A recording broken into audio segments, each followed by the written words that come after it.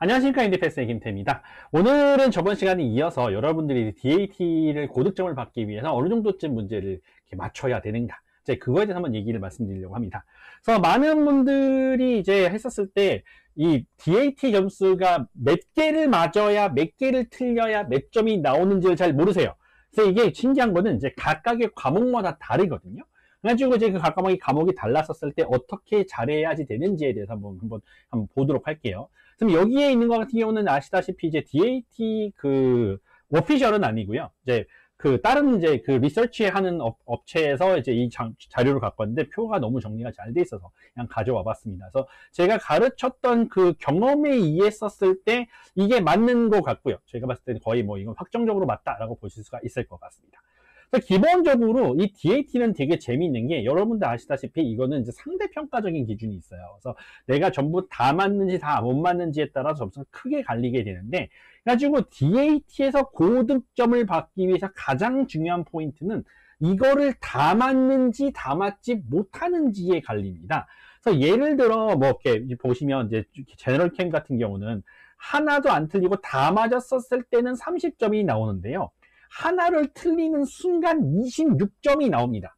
물론 26점도 나쁜 점수는 아니에요. 굉장히 고득점이긴 하나, 여기서 하나를 틀리냐 다 맞느냐 요거에 따라서 4점이 갈린다는 얘기는, 이거는 정말 에버리지 전체에서 거의 한 0.8점을 차지하잖아요. 오버롤 에버리지에서. 이거는 정말 말도 안 되는 정도의 점수 차이긴 합니다. 가지고 봤었을 때 한 문제 틀렸을 때 진짜 아픈 게, QR 하나 틀렸을 때 27점 나오는 거고, 하나 더 틀리게 되면 그냥 23점 나와버리거든요. 그러니까 QR은 여러분 이걸 다 맞느냐 다 맞지 못하느냐에 따라서 갈리는 거라고 생각하시면 됩니다. 그래서 저 같은 경우 시험 봤을 때 27점이 나왔었는데, 제가 무슨 문제 틀렸는지 아직도 기억하거든요. 그 스큐니스 틀리는 것 때문에 하나가 틀렸었는데, 그거 하나 틀린 건데 27점 나와서 너무 분했었어요. 그래서 이게 점수 27점밖에 안 나온다고? 약간 이런 느낌이었었습니다. RC 같은 경우도 저도 이제 27점이 나왔었는데, 이건 이제 그때그때 점수가 바뀌기는 합니다. 대략. 그런데 그러니까 제가 봤을 땐 제가 세 문제를 틀린 거죠. 47점 해당되는데 제가 27점이 나왔다는 얘기는 이제 그 번에 시험 봤었을 때 점수가 올라갔다는 거. 근데 처음에 점수가 나왔을 때는 26점이라고 하더니, 그 나중에 갔었을 때 무슨 퀄리티 어슈런스 어쩌고저쩌고 하면서 DAT에서 이 점수가 1점이 올랐다라고 하면서 메시지 따라와가지고, 그래서 진짜 정식으로 점수가 나왔을 때는 1점이 올랐던 점수 중에 하나이긴 합니다. 이제 그렇고, 이제 보면은 이제 바이오라던가 이런 거 같은 경우는 하나 틀려도 좀 데미지가 없죠. PAT 같은 경우는 한 2개 정도쯤 틀려도 28까지 나오는 건 그게 크게 어려움이 없다는 걸 보실 수 있습니다.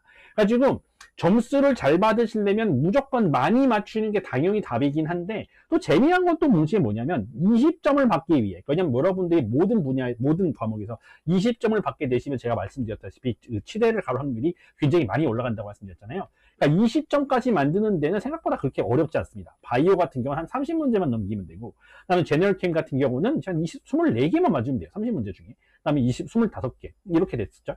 그러니까 PAT 같은 경우는 이게 특히 더 재밌는 게 90문제 중에서 70문제만 맞추면 됩니다. 그러니까 이런 것들을 대충 알고 접근을 하시는 게 굉장히 중요하고, 특히 여러분들이 가장 걱정하신 RC 같은 경우는 무려 12개나 틀려도 20점이나 나옵니다. 근데 이게 어느 정도 잘한 거냐면, 저희 학생 중에 하나가 20점을 받아가지고 이제 지원을 했는데, 제가 말씀드렸던 20점이면 그렇게 높은 점수는 아니다고 생각이 들잖아요.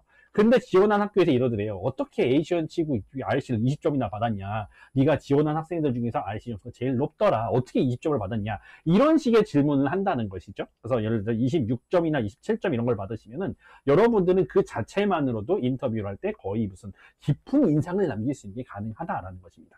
그래서 이게 작아서 잘 안 보이실 수 있어요. 그러니까 저희한테 이제 메시지 주시거나 해서 이메일로 이거 좀 자료 받을 수 있을까요? 하시면 저희가 이메일로 보내드리도록 할 테니까요. 그러니까 여러분들이 이렇게 공부 목표를 세웠었을 때 정확하게 몇 개를 틀려야 하는지에 대한 감이 굉장히 중요하니까, 꼭 그거를 감을 잡으시고 공부 목표를 잡으시고 그걸 통해서 자기 원하시는 점수를 받으셨으면 좋겠습니다. MD패스의 김태였고요. 다음 시간에 뵙도록 하겠습니다. 감사합니다.